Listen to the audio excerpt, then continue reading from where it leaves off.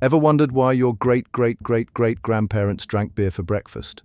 Turns out medieval folks weren't just party animals, they were self-medicating. From pregnant women to sick kids, everyone got their daily dose of brew. Here's the wild truth. Let's talk about medieval water. It was basically a swimming pool for bacteria. Cities dumped everything into their rivers. Human waste, animal carcasses, tannery chemicals, you name it. Think about your local river. Now add about 500 dead rats and 0 water treatment plants. Gross, right? But here's where beer saved the day. The brewing process involved boiling water and adding hops, which accidentally killed most nasty microorganisms. Medieval people didn't know about germs, but they noticed something weird. Beer drinkers got sick less often than water drinkers. They thought it was divine intervention, but really, they'd stumbled onto a primitive form of water purification. Talk about a happy accident. Let's meet the original craft beer masters, medieval monks. These guys weren't just praying all day, they ran the most sophisticated breweries of their time. Monasteries had something nobody else did: literacy, scientific knowledge, well, medieval style, and tons of free time to perfect their recipes. They treated brewing like a sacred art, recording every detail in beautiful manuscripts. They'd mix in healing herbs, experiment with different grains, and pray over their brewing vats. The monks even created special medical beers for different ailments. Got a fever? There's a beer for that. Stomach problems? Yep, there's another special brew waiting for you. These monastery breweries became medieval Europe's first pharmacies, serving both body and soul with every foamy mug. So you've had too much medieval beer. What's next? The cures were absolutely bonkers. My favorite has to be the raw eel and bitter almonds cocktail. Yeah, you heard that right. Medieval folks thought wrapping a raw eel around your head while munching on bitter almonds would kill the headache.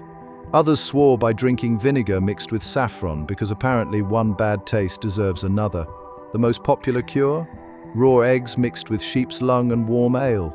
Makes your current hangover seem way more manageable, right? But here's the funny part. Some of these weird remedies actually had science behind them. The proteins in eggs really do help break down the toxins from alcohol, though I'm pretty sure the eel was just for laughs. Ready for the wildest prescription you've ever heard? Medieval doctors loved beer soup. Imagine walking into your doctor's office with a broken arm, and they hand you a steaming bowl of beer, bread, and eggs. That's exactly what happened. They'd mix dark beer with egg yolks, honey, and chunks of bread, then heat it up until it became this thick, hearty soup. Doctors prescribed it for everything: broken bones, fever, even childbirth recovery. The crazy part? It wasn't completely nuts. The beer was safer than water, the bread provided carbs for energy, and eggs packed protein for healing. Plus, the alcohol helped patients relax and sleep, nature's medieval painkiller. It's like they accidentally invented a primitive protein shake, just way more medieval. Okay, let me tell you about the absolutely wild stuff medieval brewers tossed into their beer. We're talking herbs that would make a modern health inspector faint. Wormwood, which can literally make you hallucinate. Yep, that went in. Bog myrtle, which they thought prevented pregnancy. That too. Some brewers added heated iron rods to their beer because they believed it would give drinkers the strength of a blacksmith. My personal favorite, ground up deer antlers for, male enhancement. These brewers were basically medieval chemists, mixing random ingredients and hoping for the best. And sometimes their experiments worked. Yarrow, for example, really does have anti-inflammatory properties. But other additions like poisonous mushrooms? Let's just say not everyone survived these medicinal experiments. Here's something that'll make modern doctors cringe. Medieval physicians actually recommended beer for pregnant women. I know what you're thinking, that's crazy. But there was some accidental wisdom here. Dark beer is loaded with B vitamins and iron, exactly what pregnant women need. Plus, the grains used in medieval beer making were packed with nutrients that were hard to get elsewhere. Medieval women would drink something called groaning ale, a special brew made just for pregnancy and childbirth. The alcohol content was usually pretty low, more like a fizzy grain drink than today's beer. And get this, they'd start brewing it right when they found out they were pregnant, letting it age for 9 months alongside the baby. Here's a plot twist you won't see coming. Taxes actually saved medieval lives. When governments started taxing beer in the 1300s, they accidentally created the world's first quality control system. Brewers had to register their recipes and pay for a brewing license. Officials would taste test every batch, tough job, right? And check if brewers were using approved medicinal ingredients. Any brewer caught using dangerous stuff like poisonous mushrooms or random roots faced huge fines, or worse, had their entire batch dumped in the street. This system helped standardize medicinal brewing and kept people from drinking some seriously sketchy concoctions. Medieval bureaucracy for the win. Let's bust some medieval beer myths. First up, no, people weren't drunk 24/7.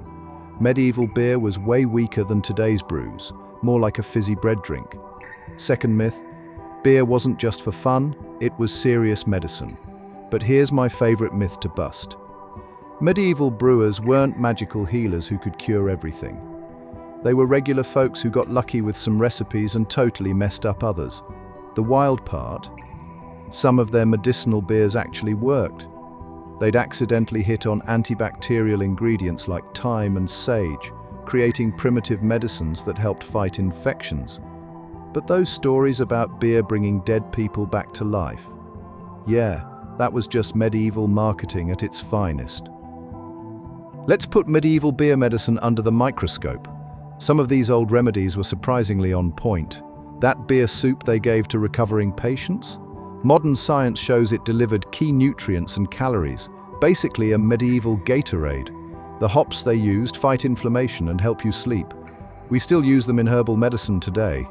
And those monastery beers packed with thyme and sage? They were onto something. These herbs kill bacteria. But let's be real, their deer antler love potions and hangover curing eels were pure nonsense. Medieval brewers stumbled onto some genuine medical discoveries, but I'll stick with modern antibiotics over beer soup when I'm sick. Here's the fascinating story of how beer graduated from medicine cabinet to party drink. By the late 1600s, modern medicine started catching up. Doctors figured out that maybe, just maybe, beer wasn't the miracle cure for everything. But people weren't ready to give up their favorite medicine. Instead, they kept drinking it, just for fun. Taverns popped up everywhere, transforming from makeshift pharmacies into social hangouts. The really funny part, some folks still claimed they were drinking for their health. It's like when your friend says they're eating chocolate for the antioxidants. Sure, buddy, sure.